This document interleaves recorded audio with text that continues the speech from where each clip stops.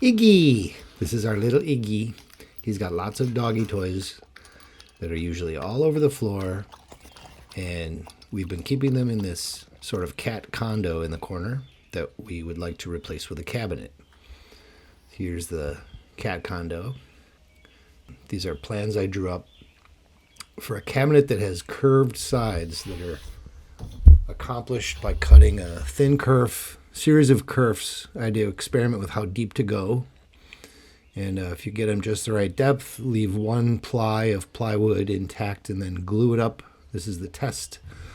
And I didn't record my first run of this on the length of oak plywood that I cut to the right dimensions and then curved up the sides on the end first. Here's what it looks like. Then I'm going to make two more sections of cuts in the center that are going to allow all the seams to be on the bottom of this cabinet. Here are some of the support pieces that I made. This piece goes on the end like this.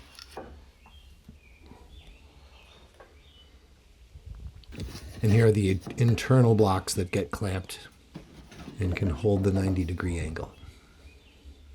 I got the measurements for the width between kerfs just through trial and error.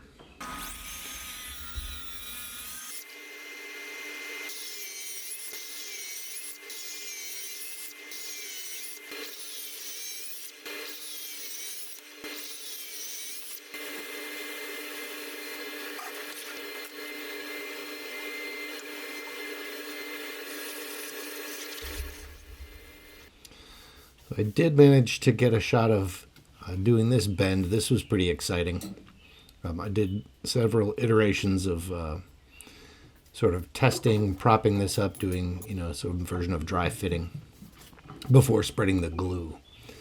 So here I'm just sort of testing out the process of clamping everything up. But then later I filled all the cuts with glue and did my final bend.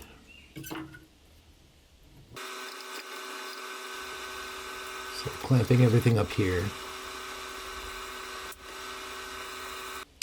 And fast forward after drying overnight, taking everything apart.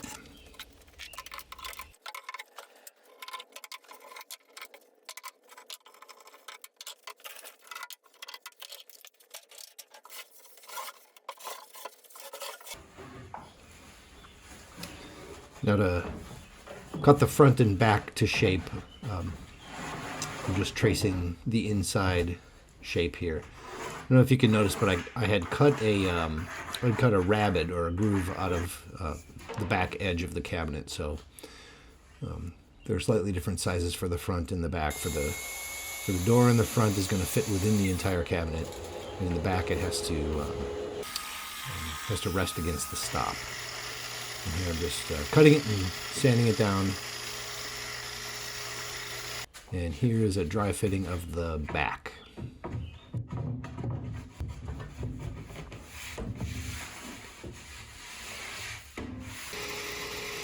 I cut some veneer strips off of pieces of plywood to glue along the front edge of the cabinet to cover up the striations of the plywood.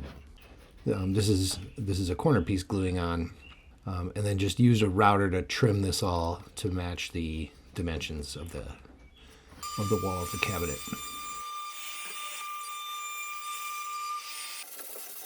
And lots of sanding was involved in this project. And now I'm just stacking up some objects to get a certain height where I can kind of get a measure on the door. This is the door that's going to fit inside, and I need to kind of measure that gap all the way around. I'm using some shims to do that so I can fine tune it.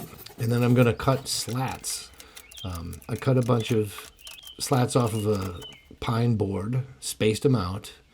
I initially came up with the possibility of having this design where I'd have sort of almost like a graphic equalizer look.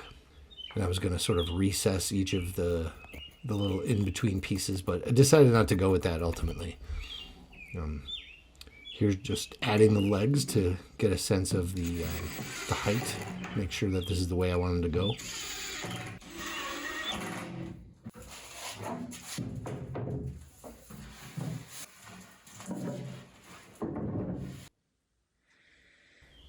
Looks pretty good. And dry fitting the back again.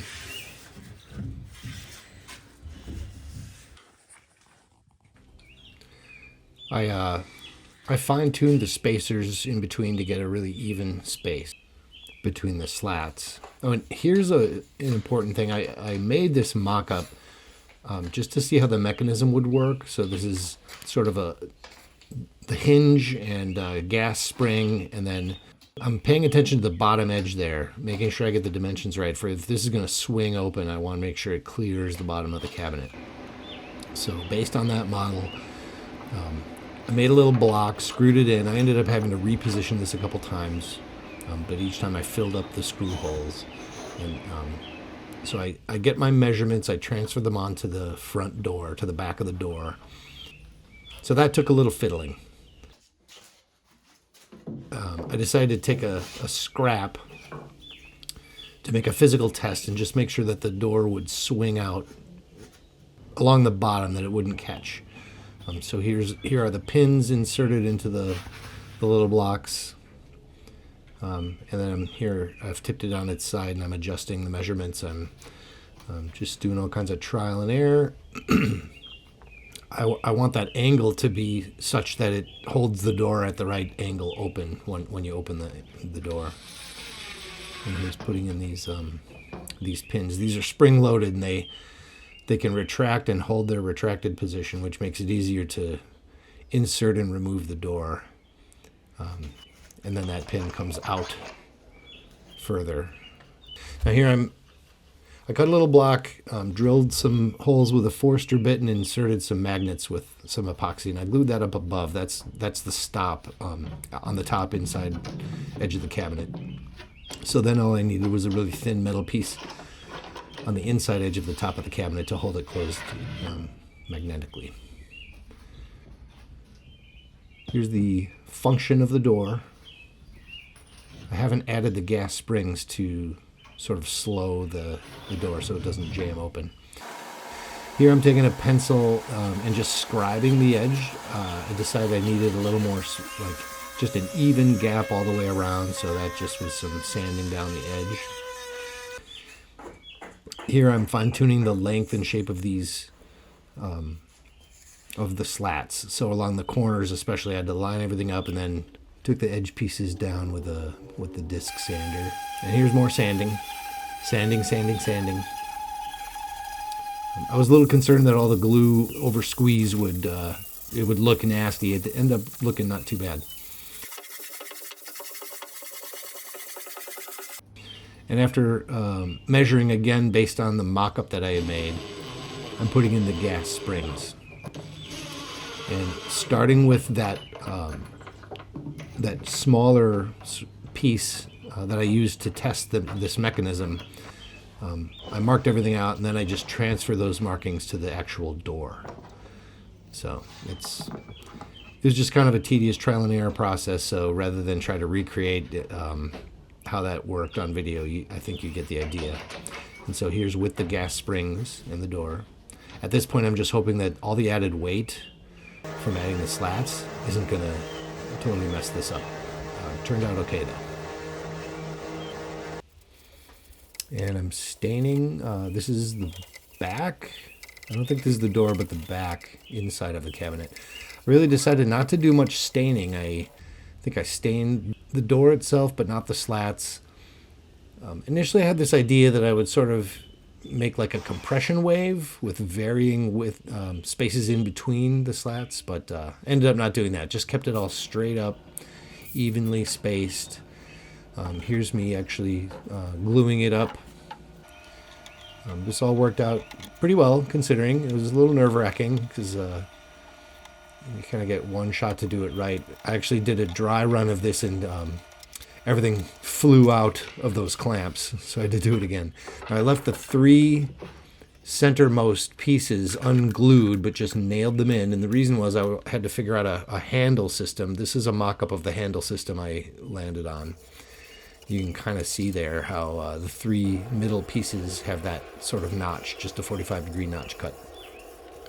That worked out pretty well. And, you know, this is just varnish, no stain, just a lot of sanding, and then I think 3 coats of poly.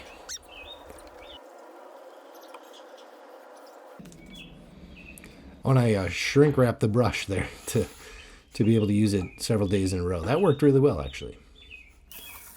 And here's just attaching the pieces to the door, the hardware.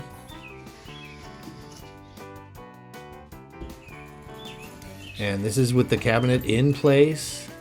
This is kind of the first assembly in its home where it's going to live.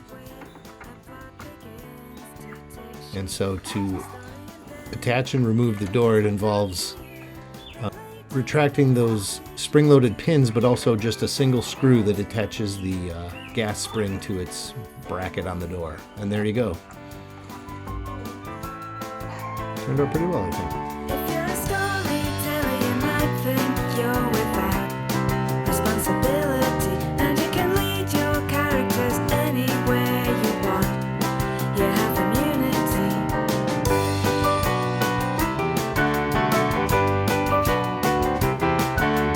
Have you considered the way people might react to all the things that your characters say, and are their actions hand in hand with what you want?